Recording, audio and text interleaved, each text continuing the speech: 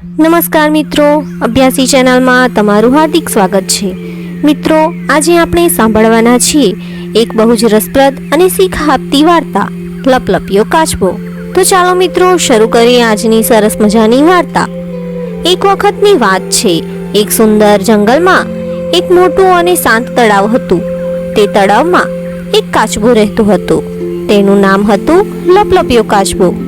કેમ લપલપિયો? કારણ કે તેને વાતો કરવાનું ખૂબ જ ગમતું। તે આખો દિવસ કોઈને કોઈ સાથે વાતો જ કરતો રહેતો। ક્યારેક માછલીઓ સાથે, ક્યારેક દેડકાઓ સાથે, તો ક્યારેક પવન સાથે પણ। તે જ તળાવમાં બે સુંદર હંસ પણ આવતા। ધીમે ધીમે કાચબો અને હંસ ખૂબ જ સારા મિત્ર બની ગયા। હંસને એક વાતની ચિંતા રહેતી, કાચબો બહુ જ વધારે બોલતો। એક વર્ષે વરસાદ બહુ જ ઓછો પડ્યો। ધીમે ધીમે તળાવનું પાણી ઘટવા લાગ્યું। પ્રાણીઓ ચિંતિત થઈ ગયા। હંસોએ કહ્યું, મિત્ર કાચબા, આ તળાવ હવે સુકાઈ જશે। અમારે દૂરના મોટા તળાવમાં જવું પડશે।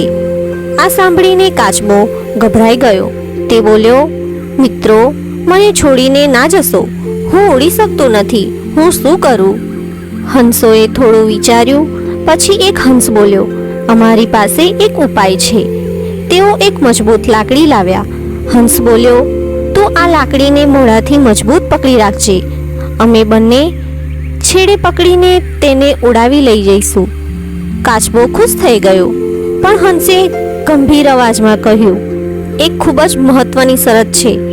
ઉડાન દરમિયાન તારે એક શબ્દ પણ બોલવાનું નથી। કાચબાએ તરત જ કહ્યું, હું બિલકુલ નહીં બોલું। થોડી વારમાં બંને હંસ લાકડી પકડીને ઉડી ગયા અને વચ્ચે કાચબો લટકતો હતો।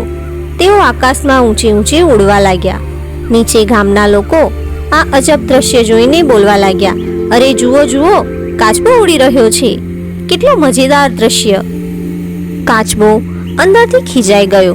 તે વિચારવા લાગ્યો, આ લોકો મારી મજાક કેમ ઉડાવે છે? તે ગુસ્સામાં બોલવા ગયો, તમે શું? પણ જેમ જ તે મોઢું ખોલ્યું, લાકડી છૂટી ગઈ અને કાચબો સીધો જમીન પર પટકાયો। હંસ દુખી થઈ ગયા।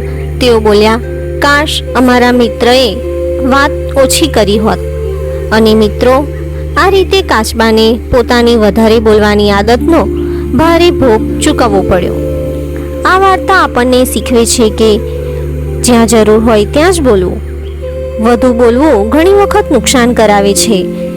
સમયે ચૂપ રહેવું પણ સમજદારી છે। મિત્રો, જો તમને આ વાર્તા ગમી હોય તો વિડીયોને લાઈક કરો, તમારા મિત્રો સાથે શેર કરો અને અભ્યાસી ચેનલને સબસ્ક્રાઈબ કરવાનું ભૂલશો નહીં। આવી જ નવી નવી શીખ આપતી વાર્તા સાથે ફરી મળીશું। ધન્યવાદ।